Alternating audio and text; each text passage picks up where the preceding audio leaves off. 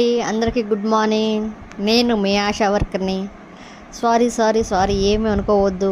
వీడియోలు చాలా లేట్ చేశాను. ఆడియోని కొంచెం బిజీగా ఉండటం వల్ల నేను ఆడియోలు చేయలేకపోయాను. ఈ రోజు నుంచి ఇక నుంచి డైలీ మీకు ఒక ఆడియో కన్ఫామ్గా వస్తుంది. ఇంకెప్పుడు లేట్ చేయను. I'm very sorry. ఈరోజు సురక్షిత మాతృత్వం అంటే ఏంటో తెలుసుకుందాం, ఓకేనా? సురక్షిత మాతృత్వం అంటే ఒక స్త్రీ ఏ అవాంతరం లేకుండా గర్భ సమయంలోనూ, ప్రసవ సమయంలోనూ, ప్రసవ అనంతరం ఆరోగ్యంగా ఉండటం. తను ఆరోగ్యంగా ఉండటమే కాకుండా తన కడుపులో బిడ్డ ఆరోగ్యంగా పుట్టాలి. ప్రసవానంతరం కూడా తల్లి బిడ్డ క్షేమంగా ఉండటమే సురక్షిత మాతృత్వం అంటారు. గర్భ నిర్ధారణ ఎలా చేసుకోవాలో తెలుసు కదా. ఈ రోజులో మనం ప్రెగ్నెంట్ అయితే ఎమ్మడనే తెలిసిపోతుంది. ప్రతి ఒక్కరూ తెలిసి ఎలా చేసుకోవాలో ఏంటన్నది నేను మరొకసారి చెప్తానే. గర్భ నిర్ధారణ బహిష్ట ఆగిపోయిన వెంటనే ఈ పరీక్ష సాధ్యమైనంత తొందరగా చేయించవలెను.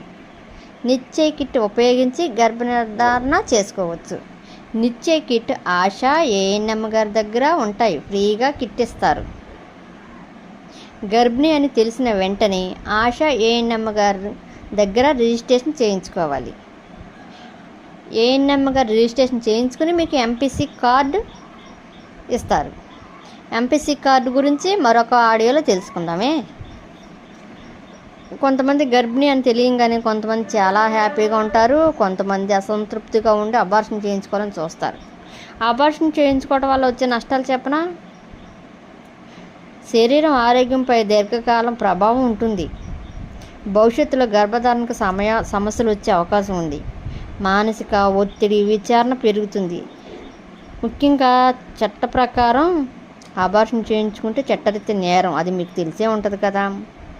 ఒకవేళ అబార్షన్ చేయించుకోవాల్సి వస్తే ఎలా చేయించుకోవాలి? తల్లికి కానీ బిడ్డకి కానీ ప్రమాదం అని తెలిస్తే డాక్టర్ గారి సలహా తీసుకుని డాక్టర్ గారు అబార్షన్ చేయించుకోమని చెప్తేనే మనం చేయించుకోవాలి, ఓకేనా? సరే, ఈరోజు మరి సురక్షిత మాతృత్వం అంటే ఏంటో తెలుసుకున్నారు కదా. ఇంకొక ఆడియోలో ఎంపీసీ కార్డు గురించి, ఇంకా మిగతా మన గవర్నమెంట్ వల్ల వచ్చే ఉపయోగాల గురించి తెలుసుకుందాం. మీకు సూక్తి చెప్తానా? పెద్ద పర్వతాలను కూడా తట్టుకునే హృదయం ఎవరికి ఉంది? ఒక్క తల్లి గుండెకి మాత్రమే ఉంది, ఓకేనా? Thank you.